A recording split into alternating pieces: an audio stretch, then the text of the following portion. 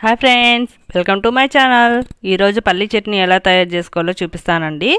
దానికి ముందుగా పాన్ పెట్టి అది వేడెక్కిన తర్వాత పల్లీలు వేసుకొని ఎర్రగా ఫ్రై చేసుకోవాలండి. ఇలా సిమ్లో పెట్టుకొని స్టవ్ ఎర్రగా వేయించుకోవాలి. అలాగే పక్కన ఒక ప్లేట్లో పుట్నాల పప్పును కూడా తీసుకోవాలండి. ఇవి వేగిపోయాయండి. ఈ రెండింటిని కలిపి పుంచుకుందాము పప్పుల్ని. అదే పాన్లో ఒక స్పూను ఆయిల్ వేసుకొని పచ్చిమిర్చి టమాటా వేసుకుందామండి.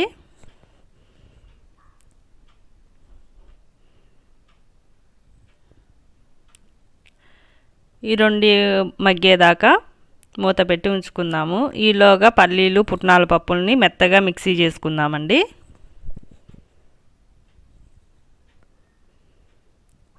పల్లీలు కొంచెం చల్లగైన తర్వాత ఇలా మెత్తగా గ్రైండ్ చేసుకోవాలండి. అలాగే పచ్చిమిర్చి టమాటా కూడా వేసుకొని అందులో కొద్దిగా సాల్ట్ వేసుకుందాము. వేసుకొని కొంచెం వాటర్ వేసుకొని ఇలా మెత్తగా మిక్సీ పట్టుకోవాలండి. ఇలా చట్నీ ఇలా రెడీ అయిపోయిందండి. దీనికి పోపు పెట్టుకుందామండి.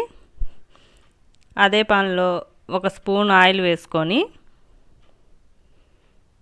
అందులో జీలకర్ర, ఆవాలు, మినప్పప్పు, ఎండుమిర్చి, కరివేపాకు వేసుకొని వేగనిద్దామండి. ఇలా వేగిన పోపును చట్నీలో వేసుకుందాము.